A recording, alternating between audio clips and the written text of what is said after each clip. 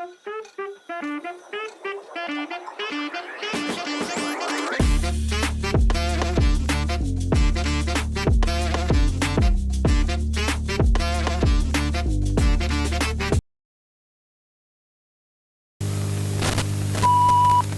ये what is an index fund, ये हमारा कीवर्ड, प्राइमरी कीवर्ड है, इसी पे पूरा गेम खेलना है हमको, ठीक है। दे डोंट केयर कि एआई से लिखा है कि ह्यूमन ने लिखा है, they don't care. Content readable होना चाहिए और यूजफुल होना चाहिए। हमको पहले कीवर्ड को पढ़ के ये समझना है कि उस रीडर की एक्सपेक्टेशन क्या है, ये हमारा बेसिस होगा ब्लॉग पोस्ट लिखने का। इस एक्सपेक्टेशन को हमको सेटिस्फाई करना है पूरे आर्टिकल में। देखो ये कीवर्ड है हमारा, what is an index fund. इसी से हमको कौन सा प्लेटफॉर्म खोला है तुमने? अरे ये ऐसे ही फ्री है, कैरेक्टर काउंट ऑनलाइन। इसमें देखो वर्ड्स और कैरेक्टर काउंट कर सकते हो फ्री में। ठीक है, ठीक है। माइक्रोसॉफ्ट टैच है। Anyway, what is an index fund, अभी यहाँ देख रहे हो 5 वर्ड्स का ये है और 21 कैरेक्टर्स है। हमको 72 तक रखना है। What is an index fund, simple रखो और डिटेल गाइड। पहला वेरिएशन ये हो सकता है 39 कैरेक्टर्स।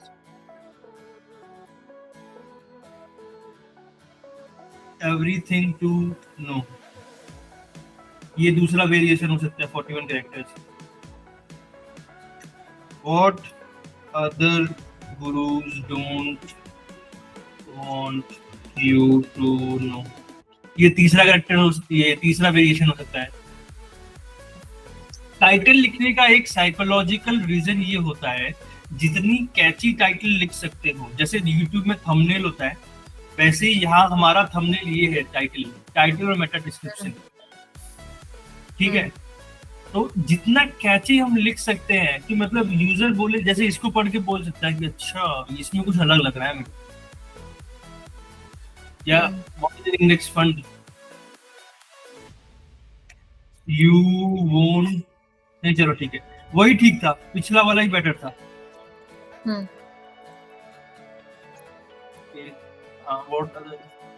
ये टाइटल हो गया।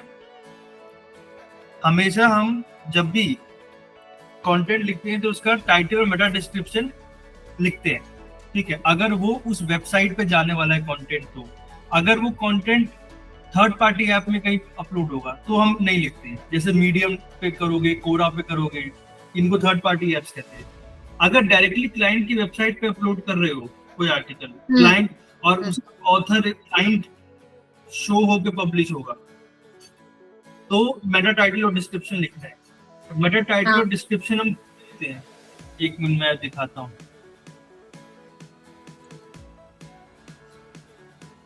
What is an index fund, Meta title और डिस्क्रिप्शन क्या होता है, ये होता है, ये हो गया आपका टाइटल और ये हो गया आपका Meta description. Meta description basically एक छोटा सा स्निपेट होता है जो डिस्क्राइब करता है कि वो टाइटल और टॉपिक क्या है, और ये हेल्प करता है रीडर को उस टाइटल पे क्लिक करने के लिए। थोड़ा सा कॉन्टेक्स्ट ज्यादा देता है उस टाइटल के बारे में, और रीडर कैन डिसाइड कि whether they want to click on it or not based on what you write here, और ये कितना रिलेट कर पा रहा है, कितना रीडर रेजोनेट कर पा रहा है अपने साथ। तो मेटा डिस्क्रिप्शन हम उस तरह से लिखते हैं। मेटा डिस्क्रिप्शन में बेसिकली हम उस आर्टिकल को सेल कर रहे होते हैं, उस ब्लॉग पोस्ट को सेल कर रहे होते हैं रीडर के लिए, by writing exactly what the reader wants to read, for example. और मेटा डिस्क्रिप्शन का भी कैरेक्टर लेंथ होता है 160 कैरेक्टर्स, या उसके अंडर हमको लिखना होता है। ये तो बहुत छोटा लिखा है, ये तो 110 कैरेक्टर्स, 110 150 नहीं होगा। अब क्योंकि ये इन्वेस्टोपीडिया बहुत बड़ी वेबसाइट है, डोमेन अथॉरिटी पता है तुम्हें क्या होता है? डोमेन अथॉरिटी टूल से निकाल सकते, लेकिन एग्जैक्ट बहुत नहीं पता है। इतना पता है कि बहुत पुरानी वेबसाइट होती है, बहुत सारे ब्लॉग्स कंटेंट लिखे रहते हैं, तो डोमेन अथॉरिटी अच्छा बना रहता है, गूगल उसको काफी मेमोराइज कर चुका होता है, इतना ही पता है। डोमेन अथॉरिटी बेसिकली क्रेडिबिलिटी होती है, क्रेडिबिलिटी अथॉरिटिवनेस होती है किसी भी वेबसाइट की। फॉर एग्जाम्पल, अगर मैं तुम्हें क्रिकेट का ज्ञान दूं, ठीक है, कि बैटिंग ऐसे करते हैं, बॉलिंग ऐसे करते हैं, और विराट कोहली तुम्हें क्रिकेट का ज्ञान दे कि बैटिंग ऐसे करते हैं, तो तुम किसकी बात ज्यादा मानोगी? मतलब किसकी बात पे तुम्हें ज्यादा भरोसा लगेगा, विराट कोहली की बात पे मेरे? He has done it. हाँ, तो तुमने खेला क्रेडिबिलिटी है ना, क्रेडिबिलिटी है ना उसके पास, अथॉरिटी है उसकी बातों में। इसी तरह से गूगल प्रायोरिटाइज करता है, गूगल के रैंकिंग फैक्टर्स होते हैं 200 से ज्यादा के बेसिस पे रैंक करता है। डोमेन अथॉरिटी और वेबसाइट का एज दो बहुत हैवी फैक्टर्स होते हैं रैंकिंग में। मैंने क्यों कहा कि ये जो कीवर्ड तुमने सिलेक्ट किया ये बहुत कॉम्पिटिटिव है। वॉल्यूम अगर इसका देखोगे तो 18,000 है, ज्यादा कुछ नहीं है, लेकिन तुम वेबसाइट्स का डीए देखो, जिस भी वेबसाइट का ज्यादा डीए, जितना ज्यादा डीए उतना टफ है उसको बीट करना। यूजुअली क्या होता है, न्यू वेबसाइट के लिए अगर कोई की, जैसे मान लो तुमने कोई कीवर्ड सर्च किया और टॉप 5 टॉप 10 में डीए 10 20 25 तक की वेबसाइट्स हैं, तो तुम उसको बीट करना कर सकती हो अपने कंटेंट से। लेकिन अगर 30 के ऊपर डीए की कोई वेबसाइट है तो बहुत मुश्किल हो जाता है उसको। और ये तो देखो 90 है, 92।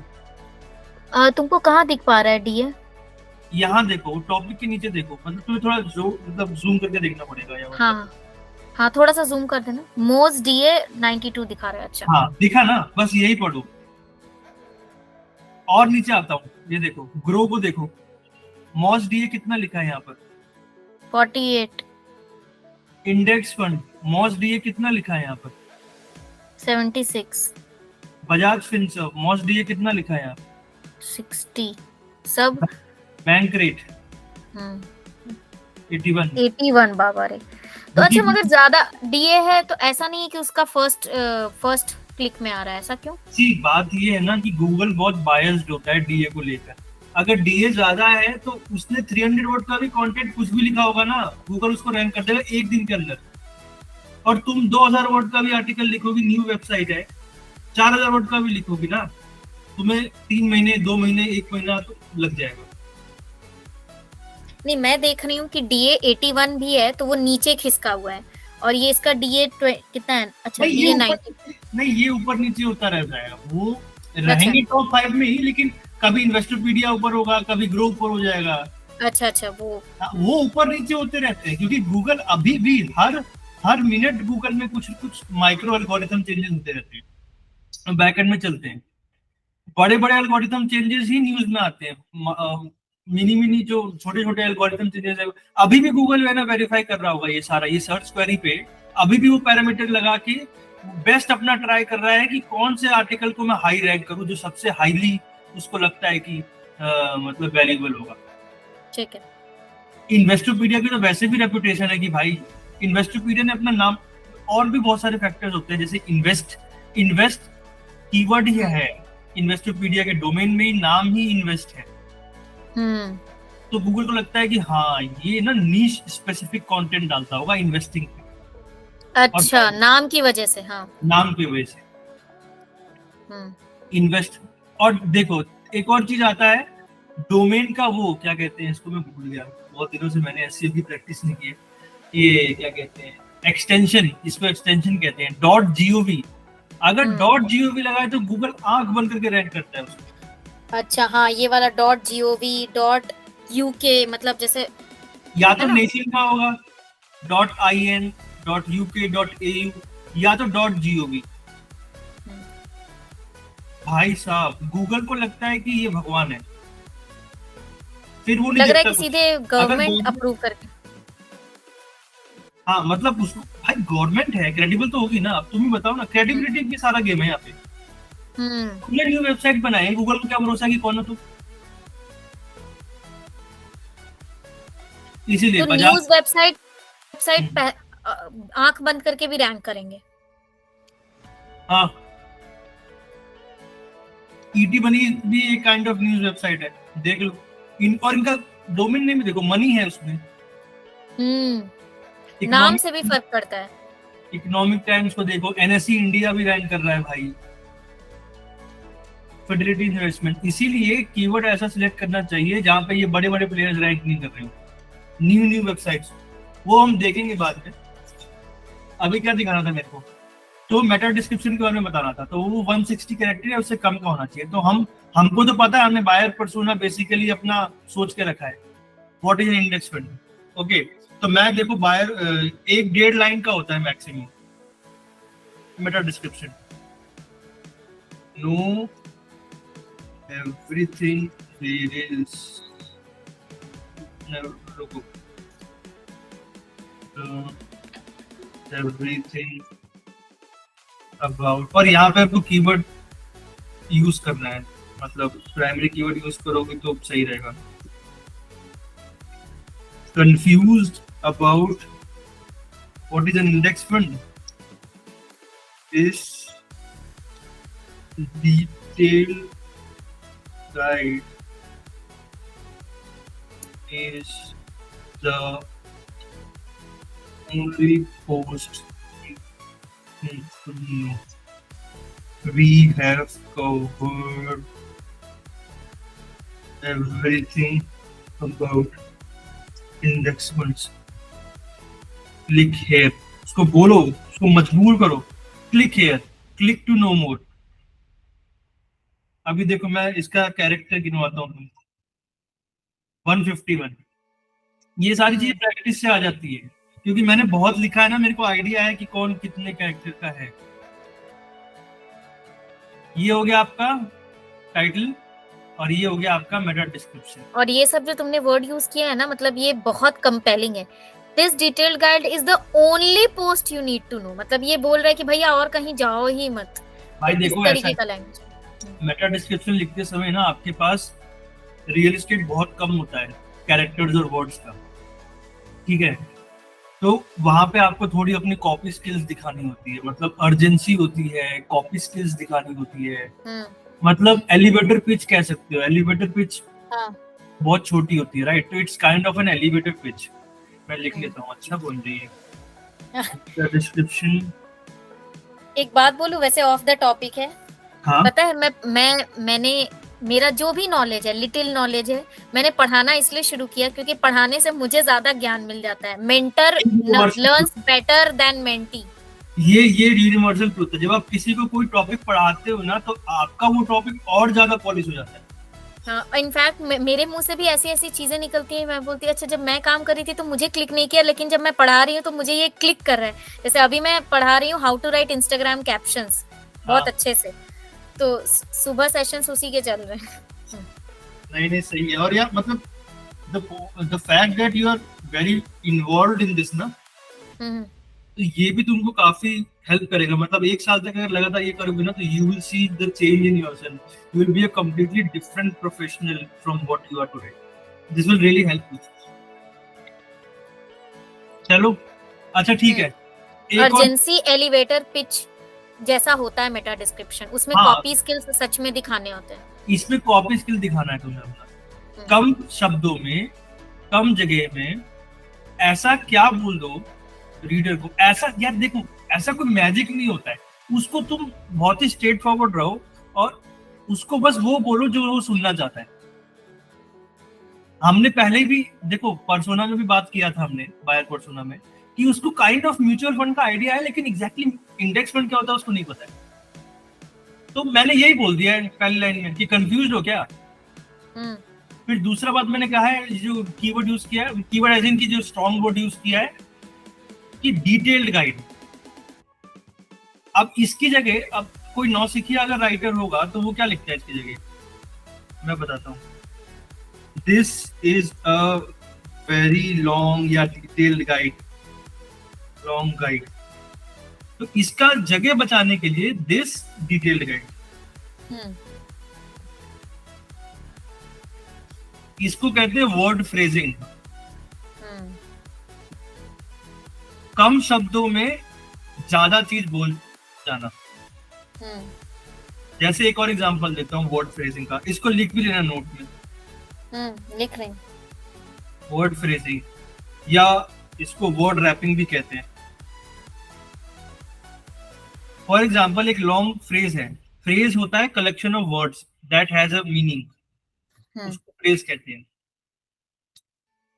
The tendency of this post, ये फ्रेज है, इसमें कितने वर्ड्स है? 1 2 3 4 5।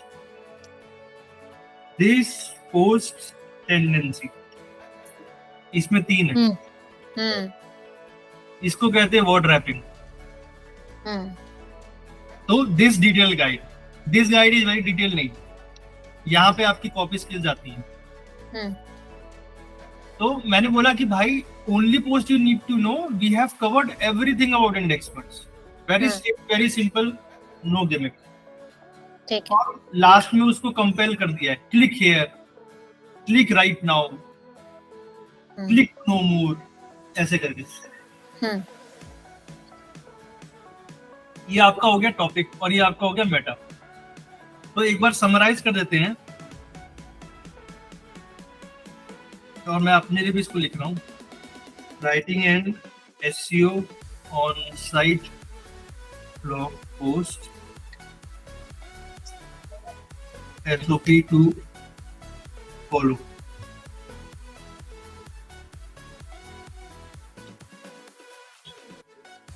Get the list of keywords. Usually client shares this. As a writer, this is not your primary job, but if the need arises and if you and keyword is searched, then create a list of keywords, primary, secondary and tertiary. उसके बाद क्या करना है? हमने क्या किया? Analyse the primary keyword,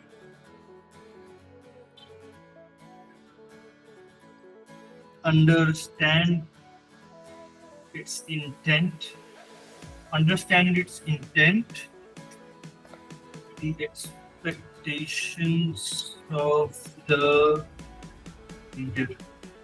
उसके बाद create a suitable title, create me write. अच्छा, राइटिंग में ये पॉइंट अपने लिए लिख लो। राइटिंग जब हम करते हैं ना लॉन्ग फॉर्म, उसमें सही वर्ड का यूज करना बहुत जरूरी होता है।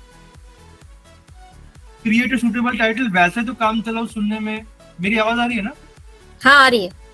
क्रिएट अ सूटेबल टाइटल वैसे सुनने में तो ठीक लगता है, ये सुनने पढ़ने में किसी लेमन के लिए, लेकिन एज अ राइटर हम ये नहीं कर सकते।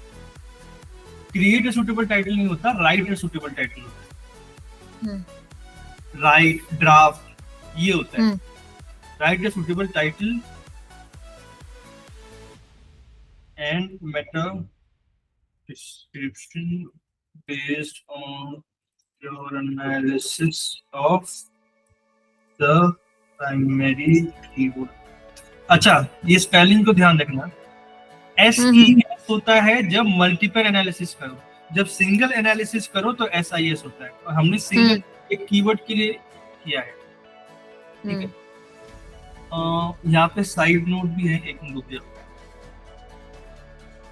टाइटल होगा अंडर 72 कैरेक्टर्स और मेटा डिस्क्रिप्शन होगा 150 अंडर, नहीं 150 नहीं 160 होता है वैसे। 160, हाँ 155 to 160 के अंदर।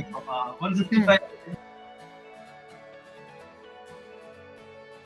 important side notes, know what is word wrapping and subject for image. ये मैं इनसे लिखूं, मतलब लिखते जाऊंगा जो भी रहेगा। ठीक है यार, ये तो इसको कहते हैं इनिशियल चेक्स।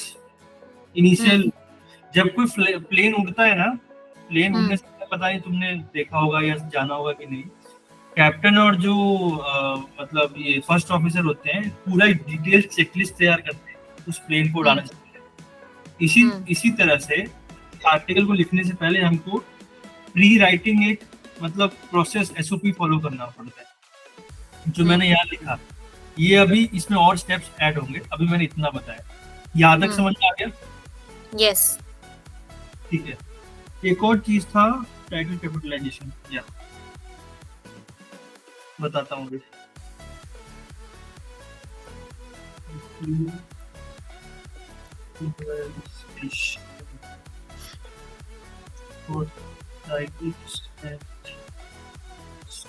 ये टाइटल है, ठीक है। वैसे तो ठीक है, इसमें कोई दिक्कत नहीं है, but usually when writing we follow a practice. Writing की प्रैक्टिस है ये कि हम पहला अल्फाबेट कैपिटलाइज करते हैं हर वर्ड का।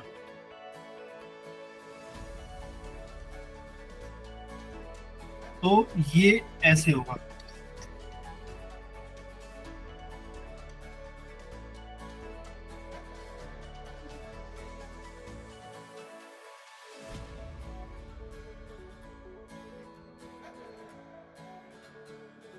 ठीक है। इसमें भी जैसे what is an index fund में इज एन को नहीं तुमने कैपिटलाइज किया है, और हाँ। यू टू नो में टू टी को नहीं कैपिटलाइज किया। वो इसलिए नहीं किया है क्योंकि हम सबको कैपिटलाइज करते हैं अल्फाबेट को, लेकिन आर्टिकल्स एंड प्रेपोजिशंस को नहीं करते।